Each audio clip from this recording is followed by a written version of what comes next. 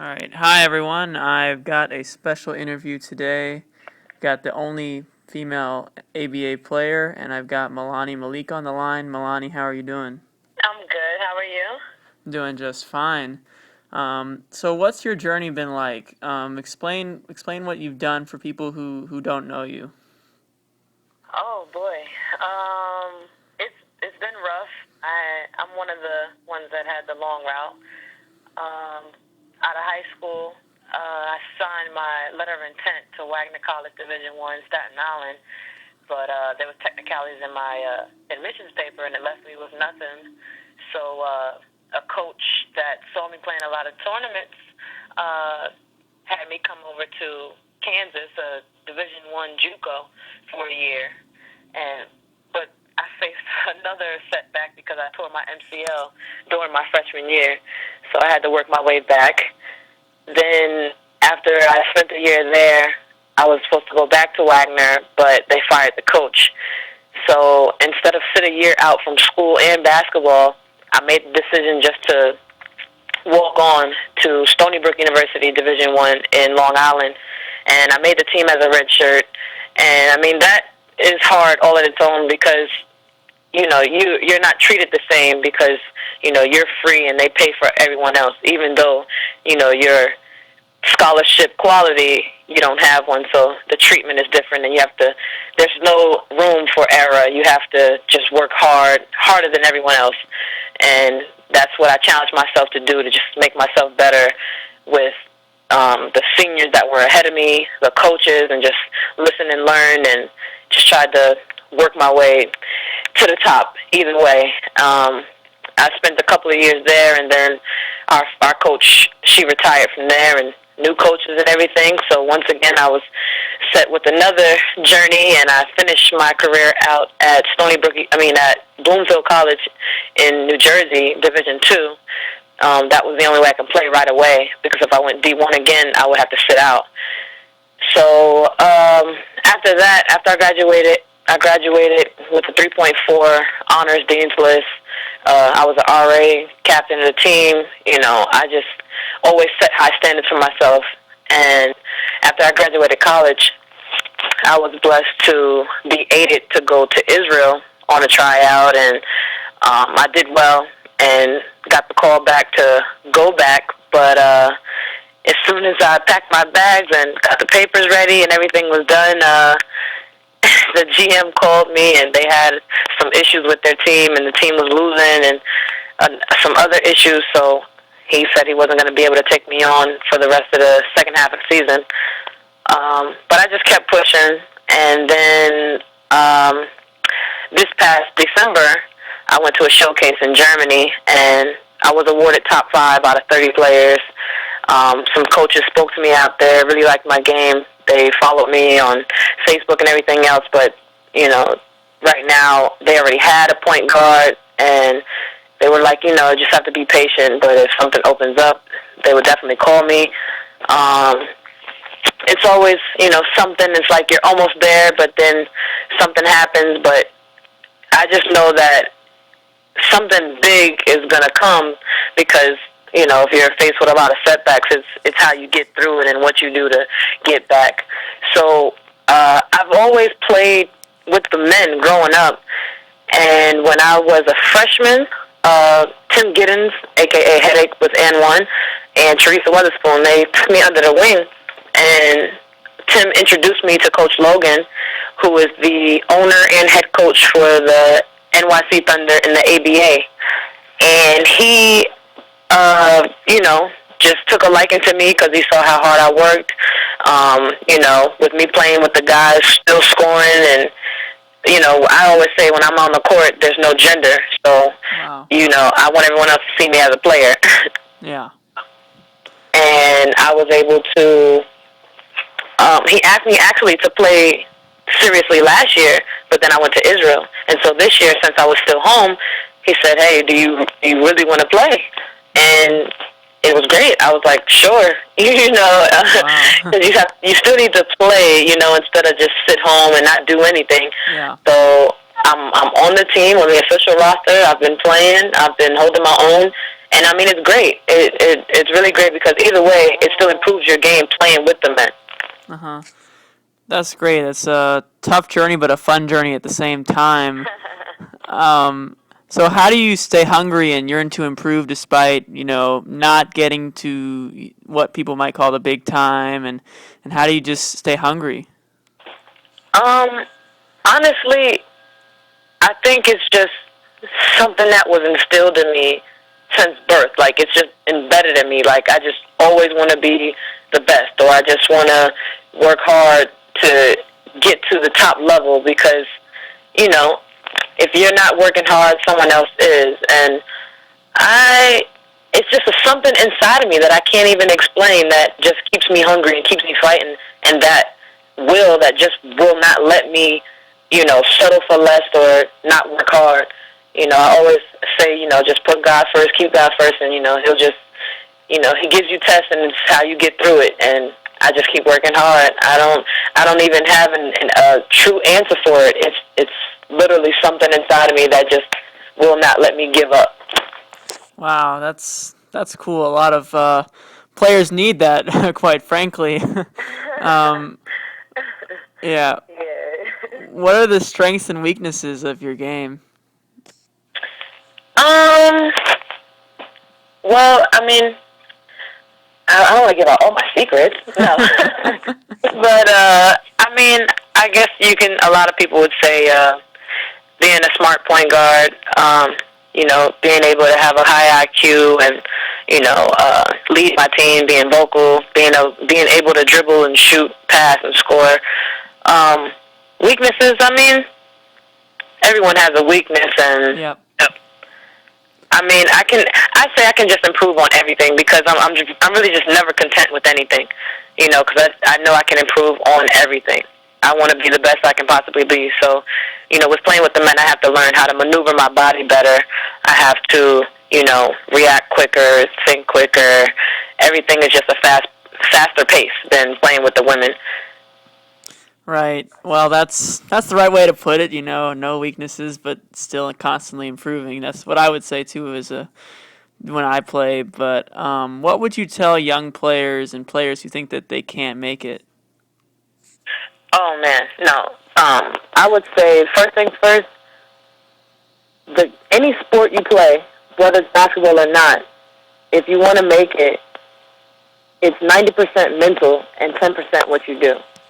Because if you don't have a strong mental, it's going to show in your physical, and you're going to play as if you're scared or as if you're unsure of yourself. And half of the time, when you see great players as LeBron, Kobe, and Chris Paul, all of these players, they have this confidence that they know when they get on the floor, they're the best player, and you have to instill that into yourself, into your own workout, into your own drive, and just never settle for less and just continue to work hard, because if you work hard, that hard work and dedication will get you as far as you want to go. Yeah, that's right. I mean, it's the skills are just part of it. It's also the mental aspect for sure. And you've been a vegan since birth, right? Yes. Wow, that's great. I'm also a vegan. Oh, wow, that's great. Yeah, I'm lifelong vegetarian as well. How has that helped or hindered your athletic pursuits? Well, for myself, I wouldn't even look at it as like it's a diet or anything. For me, it's a lifestyle. Yeah. So for myself, I don't feel there's a weakness at all. If anything, it helps me because everyone always, no matter what team I've played on, whether it's guys or girls, they're like, you always have so much energy. You always just want to keep going, or you're in practice and we're running forever and you're not tired yet. And they're like, what do you do? Like, I'm going to eat like you eat, And I mean, honestly, I believe, what I eat, it's just that it doesn't stick to me, and I burn energy quick. And so, I mean, on my diet, it helps me. But for everyone's different. So I can't tell someone, hey, if you're a vegan, you're going to have a lot of energy and you're going to be great. Different things work for different people. But I would say you can try it and you can see if it works for you. Yeah, you might be the only lifelong vegan basketball player that I can think of. How can other athletes thrive on like a plant based diet? Well, I'm heavy on the carbs because you have to burn fuel, and Definitely. I also take supplement vitamins. The calcium, B12, and vitamin C's and silica. Stuff to that nature, along with B12 and bee pollen. And also, we eat soy, so whatever you have, that we have a substitute for. So soy cheese, soy chicken, soy fish, and also wheat gluten, and you can also use tahini. That's like a paste that you can use within your foods, and all of these things give you a lot of energy and a lot of protein, and also helps you. So you can find protein and energy foods not just in meat and dairy, but also in your soy and your vegetables and everything else. That's definitely true, and I think that you're kind of a model for how basketball players don't have a lot of. There's not a lot of plant based basketball players that I know of, so you're kind of a good example for people that may want to look to say, are there plant based basketball players? There definitely are. So that's awesome. Yeah, definitely. Because people don't understand. It's also hard on us as well because, of course, when we're on trips for games, the first place that everyone stops is McDonald's or Burger King. So I always packed lunches, or if I wasn't able to pack a lunch, then I would get a salad or a potato. You can get other things, but I just that's hard, but it's a healthy choice, and I feel fine. Like, it doesn't bother me at all because I was raised like that since birth. My parents stopped when they were in their 20s and raised all six of us the same way. Wow, that must be a healthy, energetic crowd there. Yeah, and it's so funny because everyone is always like, Milani, what do you eat? Just grass? There's no way, because you have muscles. You should be really skinny. But they don't understand. There's soy protein. There's all other alternatives to what you can do, for a healthy diet. Yeah, well, that's awesome. What basketball do you love to watch, and what players inspire you, and why? What basketball do I love to watch? Any basketball. I Yeah. will watch the young kids to high school players to college to pros, because basketball is basketball, but every level you can find different things within the game. You might even find something that you can learn from. It doesn't matter if it's an older person or a younger person. Basketball never stops, and it's a learning process. So, as well as a player, I'm a student of the game. So, I know a lot of people in New York City and other places because in the summertime, when I'm not at my tournaments or working out with some of the guys or the women, I'm actually at all the men's games, just watching and learning and picking up things. And sometimes I'll go in a game and I'll do a move. I'm like, oh man, I saw that move, but I didn't even know I could do it. I just did it. Sometimes it just come naturally. And then I talk a lot of basketball with a lot of mentors and older street ball legends and whoever, because I want to know as much as possible to increase my game and enhance my game. And certain players I look up to, for one, I just love Chris Paul to death. Like, I love how he doesn't have to even score to be effective on his team. Even if he took a breather and is out the game, he's up on the bench coaching as well as, being vocal and leading his teammates. And then he's able to score as well. But what he does on the court is just is great. Like, I really look up to him as a point guard, as a scoring point guard.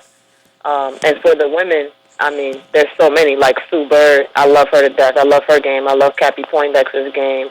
Shamika Christian. There's so many. And Teresa Weatherspoon, that's one of the ones that I idolized growing up, actually. So to even work out with her and play with her, that I got the opportunity to when I was a freshman, was great. But I also Kobe, LeBron. These are players that everyone says are their favorite players, but that's because of their work ethic and because they're, what they put behind the scenes. They don't just go out and perform. They work hard for everything.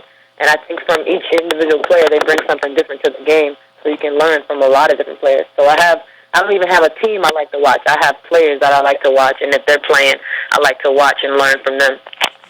Yeah, agree with you. What are your interests away from basketball? A lot. Well, away from basketball, what people don't know is that I write. So, I write to, inspire myself and inspire others. I write quotes, poetry, short stories, and I'm actually working on some children's books, a book of inspirational quotes and poems, and an actual handbook, a vegan athlete recipe book that if people want to, try it out, they can have some rooms, and an actual handbook, a vegan athlete recipe book that if people want to, try it out, they can have some recipes and try to cook those and give it a shot. And also, I would love to do any type of, commercial work, sports modeling, acting, movies. Hey, I'm all for it. But on the side, I also work for 94x50 chain link Nike basketball clinics. I've worked for Basketball City for about 7 years, and I currently work with the Nets as part of the street team and doing their basketball clinics. Like today, we just had a clinic for the Nets, and it was NBA fit for the Nets with some of the players like Sunyata Gaines and everything, and Marshawn, and it was great. Like the kids loved it. The boys and girls worked hard. So I love, giving back as well. And I also train a few young girls on the side, not just with Nike or anyone, but some of my own training that I do with some of the kids. And they love it, and I love it because I love working with the kids. That's just a lot of kids have come back to me and like, oh, Coach Milani, yeah, I made the high school team, and they're so excited. They all found me on Facebook and everything, so it's just funny. Yeah, well, this is awesome. You're definitely an inspiration, both in on and off the court. So I want to thank you a lot for joining us here on NBATipoff.com. We just had a little bit of fun here talking with Milani, and we want to thank you again for your time and wish you the best of luck in the future. Yep, and I want everybody to remember, if you don't remember my name, you remember the pink shoes. All right.